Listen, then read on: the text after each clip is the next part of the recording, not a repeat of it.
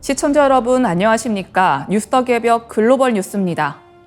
최근 일본이 제2차 세계대전 패전 이후 수십 년간 굳건히 고수해온 평화 국가로서의 정체성에 거대한 지각 변동을 일으키고 있습니다.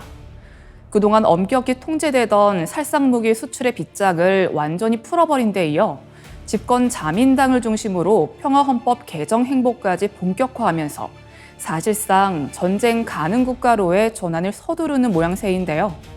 동북아시아의 군사적 균형이 요동치는 상황에서 이러한 일본의 급격한 무장화는 단순한 이웃나라의 변화를 넘어 우리 안보에도 직접적인 위협이 될 수 있다는 점에서 결코 좌시할 수 없는 문제입니다.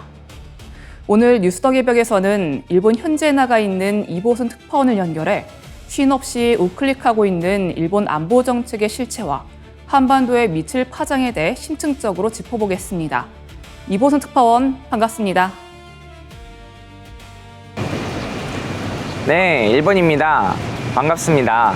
이건 현지에서도 최근 정부의 안보 정책 전환을 두고 연일 뜨거운 논쟁이 이어지고 있습니다. 네, 일본 정부가 국무회의격인 가기와 국가안전보장회의를 거쳐 살상 능력을 갖춘 무기 수출을 원칙적으로 전면 허용했습니다. 전후 평화주의의 근간을 뒤흔드는 유례없는 조치인데 일본 정부가 내세운 명분과 현지 분위기는 어떻습니까? 그리고 평화헌법의 핵심이었던 방위장비 이전 3원칙이 사실상 무력화된 것에 대해 일본 내부 여론은 어떤 반응을 보이고 있습니까? 네, 일본 정부는 대만 해협의 긴장 고조와 북한, 중국과의 갈등 등 급변하는 동북아 안보 환경에 대응하기 위한 불가피한 선택이라는 점을 전면에 내세우고 있습니다. 타카이치 사나해 총리는 어떤 국가도 단독으로 평화와 안전을 지킬 수 없다며 동맹국들과의 협력을 강조했는데요. 이번 결정으로 전투기, 호위함, 잠수함 등 살상 능력을 갖춘 최첨단 무기들이 대거 수출길에 오르게 되었습니다. 현재 방위장비 이전 협정을 맺은 미국, 영국, 호주 등 17개국을 넘어 향후 20개국 이상으로 수출 대상국이 확대될 전망입니다. 하지만 지난 2014년 아베 정부 당시에도 마지막 금기로 남겨두었던 살상 무기 제한이라는 최후의 보루마저 무너지면서 일본 내부의 피폭자 단체나 야당을 중심으로는 평화국가의 정체성을 완전히 저버리고 전쟁 가능 국가로 가기 위한 본격적인 포석을 깐 것이라는 비판과 우려의 목소리가 높습니다. 그렇군요. 정치권의 개헌 논의와 맞물려 자위대의 실질적인 군사력과 전쟁 수행 능력에 대한 국제사회의 관심도 커지고 있습니다. 단순히 방어 목적에 머물던 자위대가 이제는 사실상 공격형 군대로 거듭나고 있다는 분석이 지배적인데 현재 일본 자위대의 전력은 구체적으로 어느 정도 수준까지 올라와 있습니까? 일본의 올해 방위 예산은 약 8조 4,748억 엔, 위화로 566억 달러에 달해 세계 9위권 규모입니다. 현재는 GDP 대비 1.37% 수준이지만 향후 3%까지 단계적으로 확대하는 방안도 공공연하게 거론됩니다. 현재 자위대는 대규모 지상전보다는 해상과 공중 우세를 기반으로 열도 접근 자체를 차단하는 전략에 철저히 집중하고 있습니다. 특히 해상 전력이 위협적인데요.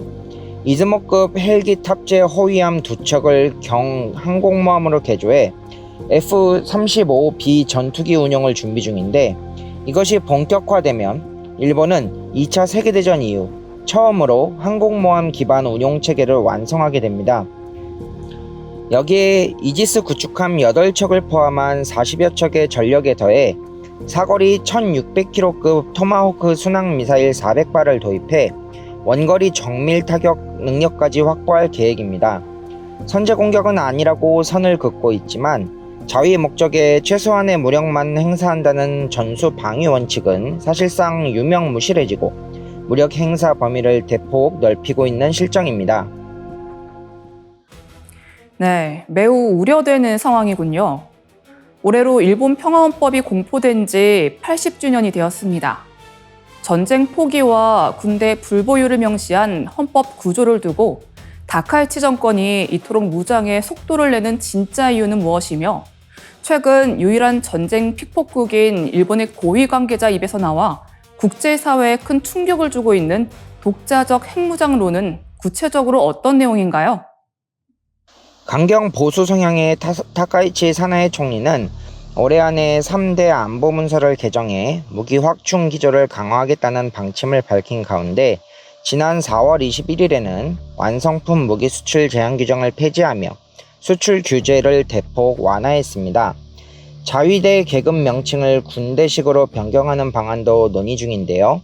주변국 위협과 도널드 트럼프 미국 대통령의 방위비 증액 압박을 지지대 삼아 계엄 발의선인 3분의 2의 의석을 활용하겠다는 속내입니다. 심지어 최근 총리 관저의 안보 핵심 간부가 사견임을 전제로 일본이 자체 핵무기를 보유해야 한다고 발언해 엄청난 파문이 일고 있습니다.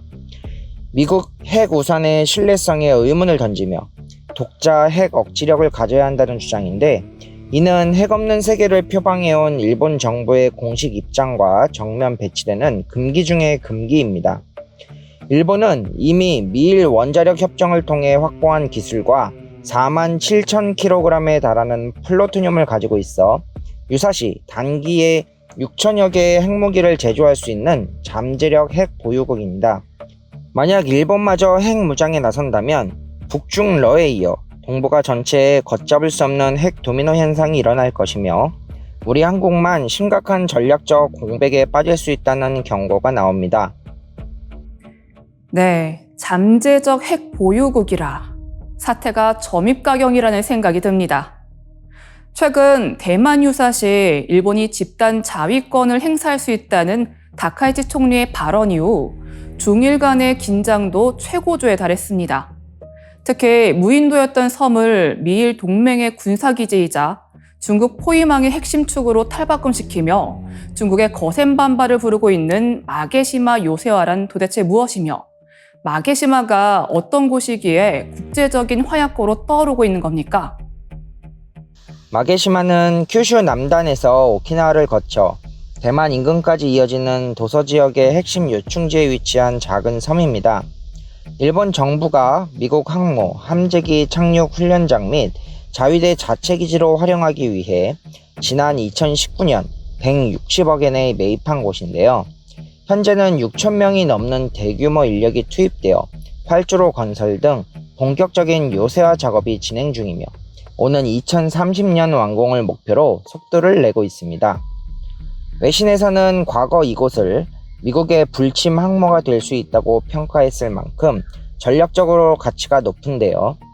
완공 시 미군은 중국 턱 밑에서 정례 훈련을 수행할 수 있고 일본 역시 섬 자체를 전진 기지화하여 해양 진출을 확대하는 중국을 꼼짝 못하게 견제하는 조기 경보, 접근 거부 체계를 구축하게 됩니다.